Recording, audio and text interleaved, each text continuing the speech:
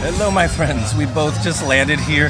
Jamie from California, me from New Jersey. She was here on a red eye, got to nap. I got here like 3 hours ago, no nap. We are waiting in line for Insidious. This is the start of our spooky season 2024. Let's hope we survive. All right, just in time to get rained on. We are on the move here. When you get to this area, you'll choose your fate. And we're heading over to Insidious. Oh, are you ready, Jamie? I guess so. So this is about where we stopped. So we were definitely way further back than I thought, or a lot of people are here for Insidious. I know it's definitely an app glitch, but the 995-minute wait on Insidious is something, huh? So we just got done. I didn't expect the event to have already started. Usually we can get at least one more house before the event starts, but Insidious was just that backed up. The hype is real, apparently. But let's ask Jamie her thoughts. I think the scares were really well done. I think it has really good potential for a better run, because I think we did not get the best run. We missed a lot of scares, and a lot of rooms were empty that I think should not have been empty. So it was good. I think it does live up to the hype. Potentially. I thought it felt a little slow pace, and that might have been because there were quite a few empty rooms for us. There was like room 3 or 4 when we did finally get a scare. So we got into the line for Triplets of Terror, hoping that the 5-minute wait was true. It doesn't look like that line is moving, and the line for Insidious is not the 45-minute posted wait time. All right, here we go. Triplets of Terror, second house of the night. Just got done there with the Triplets of Terror, and from what I surmise, they like get together and recreate their murders, the murders that they initially did, like every 10 years or something like that. The main thing that I found was that there was like maybe 4 or 5 scares that feel like they needed to be adjusted in terms of like the angle that they were coming at. And for it being a triplets house, I think I kind of expected more like double and triple scares. And maybe those were in place and our run just didn't have them. I feel like, at least for me, I didn't fully understand what was going on. I just felt like I wasn't engaged in it. I was just walking through it. I don't know, maybe a better run. Next up, we got Major Sweets Candy Factory. I love the scare zone, and I'm hoping to love the house. The queue has been moving surprisingly slow, but up ahead there in the corner next to the exit sign, we're finally getting to the merge. So we just got done. That queue was moving in all the weird sorts of ways. Express was getting super mega priority there. However, we did get through there and notice that there was no weird split like we've seen before in the past with like Chucky and me with the twofer with Freaky and Black Phone. So I really like the vibe. I don't know about you. It was cool, right? It was fun. It smelled like candy, which is amazing. The smells were great. It was fun. The scares were good, and I think we were paced well. I liked it. I also didn't see that many people getting murdered, which I guess is supposed to be the backstory. The kids go on like this murderous rampage because of the candy. I don't feel like that shined through. I don't know. Did you know that was the backstory? No. I was hoping to see the cat costume from the scare zone, and I didn't see it. Yeah, I was hoping to see some more callbacks from the scare zone itself and those costumes, perhaps. I hadn't seen anybody mention this, but Major Sweets has a overlay for this whole candy factory. So the San Francisco Candy Factory is looking good for the holiday.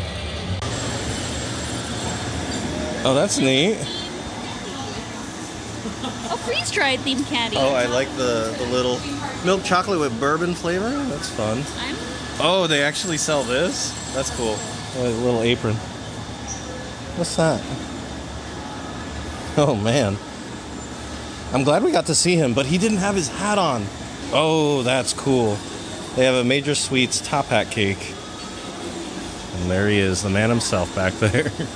One thing I should mention before we get too much further is that you cannot record in the mazes here. That is strictly a media opening night thing only. They do it completely different over at Hollywood. You can film as much as you want, and normally I do, and I will be again this year. And number 2, I will be recording through the scare zones, but once it gets dark, once night falls. So we're just still hitting the houses. We're gonna try to speed things along here. Up next, Goblin Feast, and then Universal Monsters Eternal Bloodlines. Also, they did change things for the accessibility pass. It's now no longer at the exits of each house. There's now designated areas for it. This is the first one that I found. I'll shout out any others that I find. So honestly, this area is nice. Wow. Number 1, they had bathrooms over there, so that's great. And then number 2, those tents look great. All right, we're almost there for Goblins, and look at that facade. It looks so cool. That one was probably our best run of the night so far out of the 4 houses that we've done.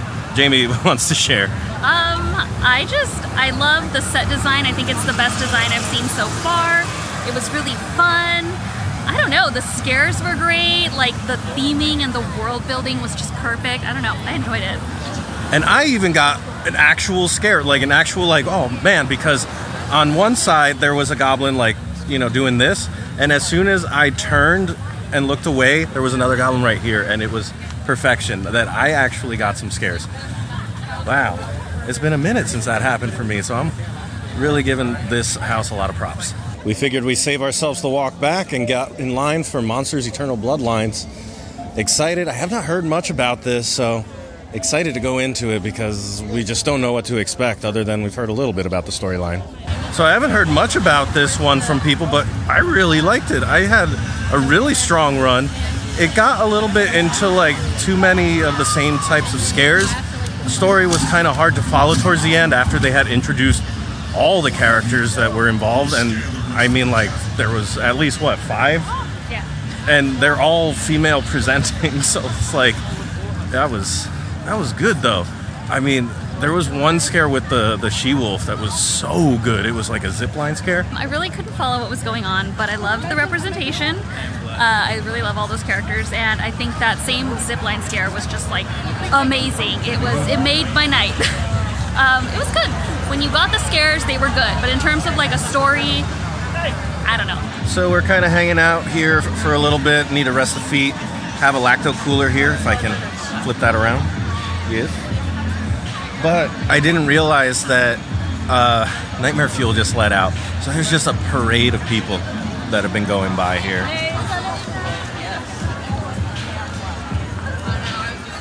And I can't imagine what a mess it is over by where we entered for Goblin Feast and Universal Monsters, and then heading over to like the King's Cross area.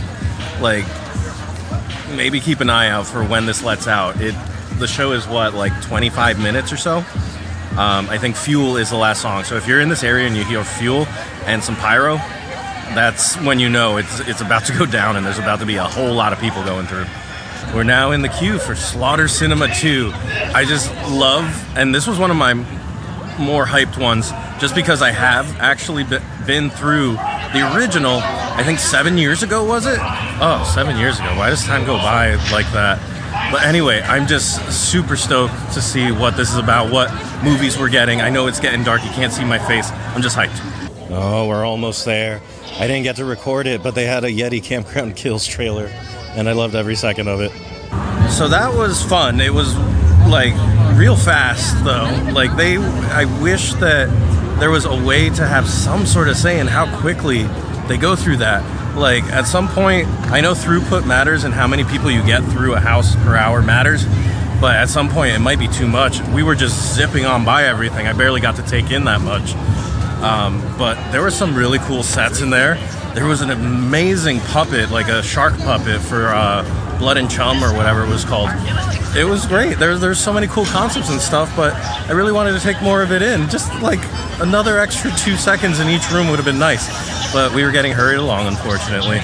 It was a lot of fun. Like, I enjoyed, like, the sets felt very campy and cheesy. The scares were good, but yeah, I felt like we were just getting rushed through. I tried to slow down, but obviously they don't want you to do that. So it was a little too fast for me. I don't think we've ever had a maze enter over this way, at least in recent memory. But this is the 7th house, Museum Deadly Exhibits, and it'll wrap up all of the houses that are over in this area. Coming up to the facade now, and it looks really good. I haven't heard too many good things about this, unfortunately, and have seen it on quite a few people's bottom ranking. So we just got done with the Museum Deadly Exhibits, and the sets were really cool. The concept was cool and easy to follow, but the scares weren't there. They need to tweak the scares for sure, but it has all this potential. I don't think it's as bad as people are saying it is. I mean, I really, I'm a history nerd. I love museums, so maybe I have a bias for it, but I enjoyed, like, looking around and taking all the set pieces in. Although, yeah, the scares were kind of lackluster, but was fine. Oh, this is pretty disappointing. They only have the regular pizza fries and the vegan ones, and there's no s'mores ones. That is tragic. And also in this area, it's like eerily calm because there's no houses that go this way. There's no food stands, no nothing. So I really wonder, once we head over to our first scare zone of the night, what kind of foot traffic we're going to see. If we're going to be one of a handful of people going through there.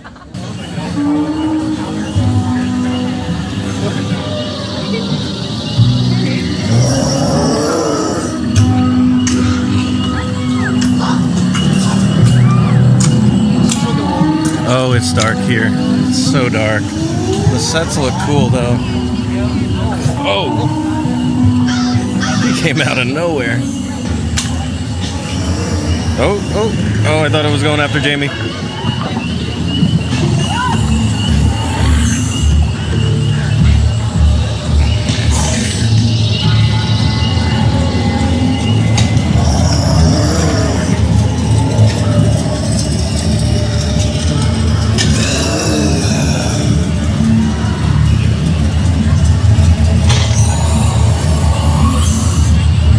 Interesting vibes in there.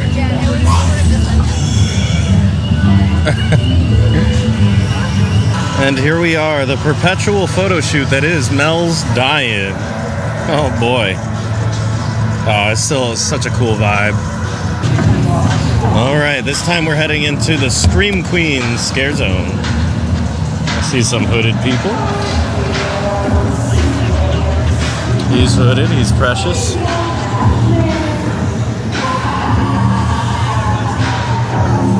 Oh wow. Oh, the fog got me.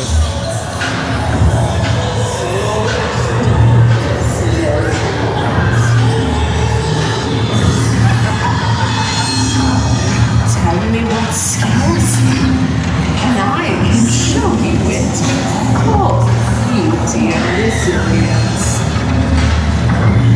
Tell me what scares you, mortal. I will not ask you again. Foolish. I will have your screams. What's everyone crowded around here for? I will find what frightens you. I will rip your mind to pieces. And then I will clip your body senseless. So that they Interesting vibe here.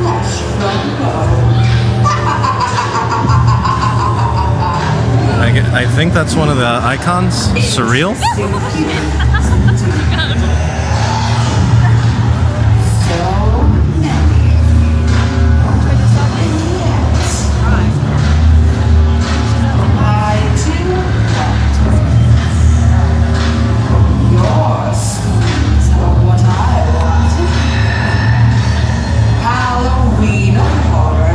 In this place where horror lives, give my twisted followers your voices. Scream for them now!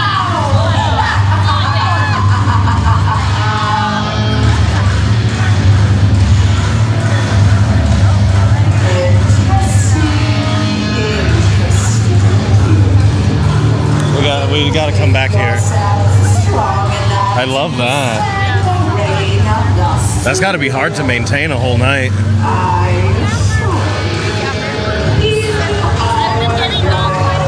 Ooh, who's that with the beehive?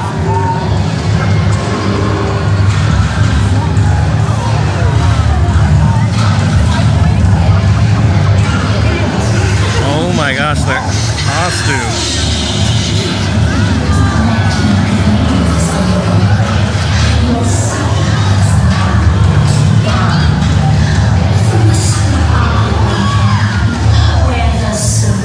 Some of these costumes are amazing. Like that one is great. Oh my goodness.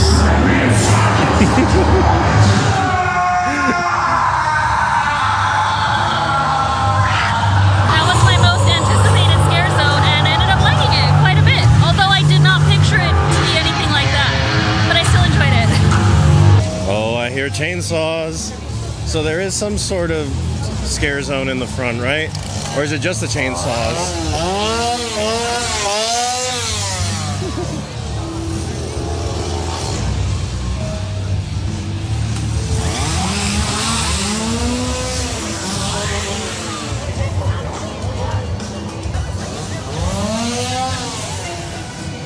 All right, Jamie insisted that we go head to the front to see the sign.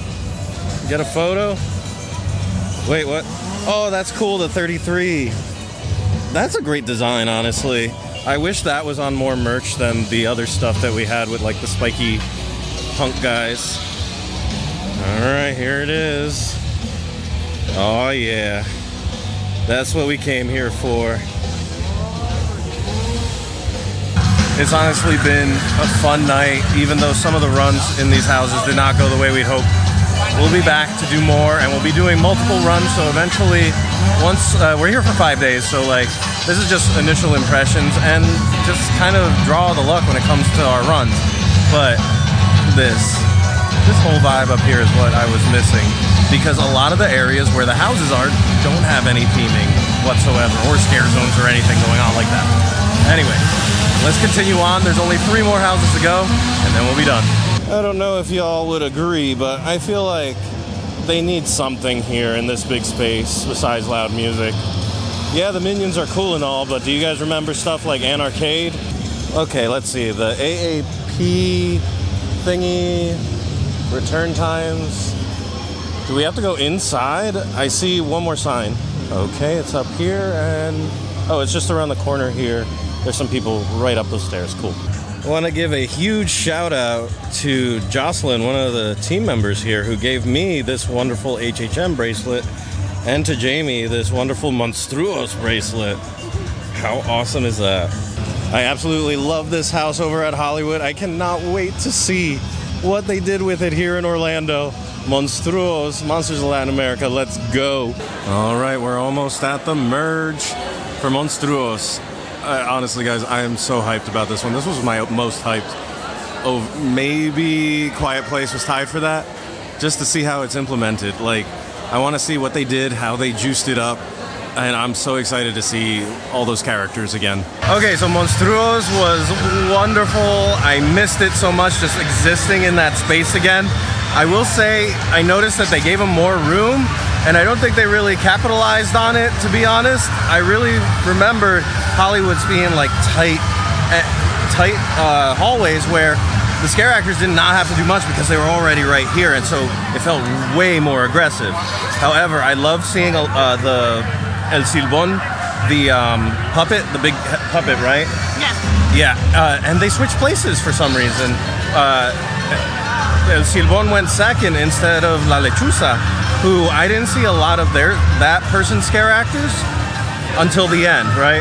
Which I like that they added. They added a whole bunch of like the 3 of them, like boom, boom, boom, which gave me vibes of like how Universal does Universal Monsters, like with Legends Collide and Unmasked last year and all that. Kind of their strategy. What did you think? I think I personally preferred Hollywood's, but just, I don't know, just maybe because I did it so many times, so I have to do it a few more times here, and I'll see how I feel. I just feel like it was longer, and there was a lot of space that maybe could have been utilized better, but I really loved that house. Like, even just seeing it here, I loved it. I got the biggest scare of the night in that house with El Silbón Stilt Walker at the very end, so I he was waiting for you. It was amazing. I loved it, regardless of the differences. I loved it. It's good to see it again. The Ghostbusters queue is insane. I refuse to believe it's the posted wait time of 50 minutes, and hopefully we'll be in there soon. This one has been on a lot of people's like top 5, top 3, or even number 1. We just got done with Ghostbusters, and unfortunately it started drizzling here, but my goodness, they really put their all into that house. I have seen the movie, she has not. I was trying to tell her how like it was literally scenes from the movie. I couldn't believe the amount of detail that was in there. It was so nice to see more stilt walkers doing, I forgot the main frozen demon's name, but he was showing up. I feel like it was just a fun house, and the pacing was just the best. I feel like that's probably the best pacing we've had all night. I would say maybe that and Goblins Feast. It was just like one thing after another. Everywhere there was something to look at, and I mean, scares aside, like it was still a really good house. All right, the rain has finally subsided. We can explore the torture fair. Oh, there's the king and queen here. This is like a big showpiece right over here. It looks really cool. Who do we got here?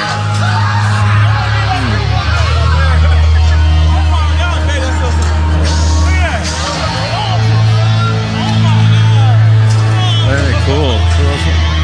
Oh, wow.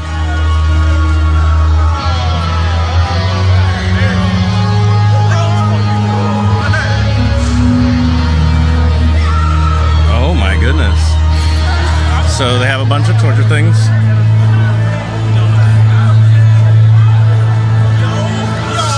Big torture set pieces. Not quite as many sets as last year, though, right?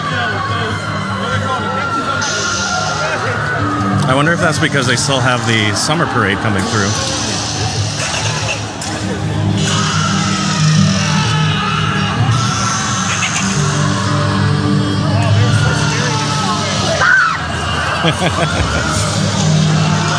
Oh man.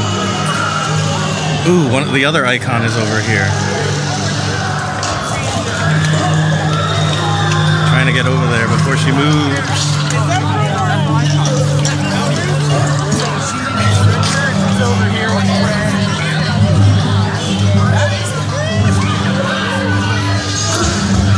Oh, I like that. That's a nice touch, a design touch. He has like a little 33 at the end.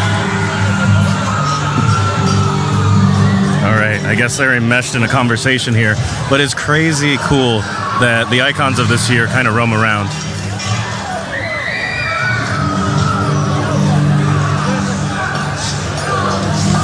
Ooh, the blood eagle.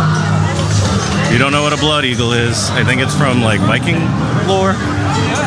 They would open up somebody's back and spine like wings. Pretty crazy.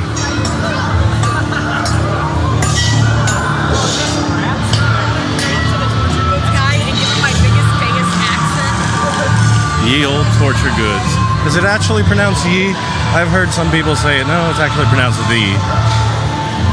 Oh, is this a cast change? I don't see a plague doctor. Oh no. This is just the outer bounds. Wow, people really just stop for no reason. All right, that's the torture fair. I liked it, and I really like this plague doctor messing with people as they walk in. Good stuff. We're now coming up to the Blumhouse scare zone. As you can see, it is a cluster, you know what. And it's mostly people stopping for photo ops and taking videos and stuff. It's not what I was hoping for in terms of a scare zone.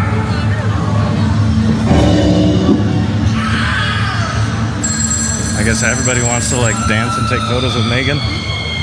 Interesting.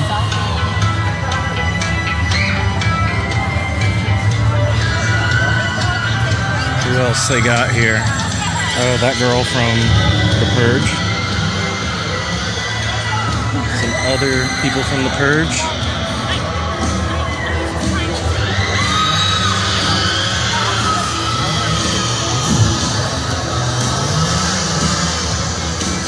This reminds me of the scare zone they had in 2022, where it was mostly just big props and everybody was just kind of stopping to take photos, and it created a lot of really interesting pinch points for people that couldn't get by here.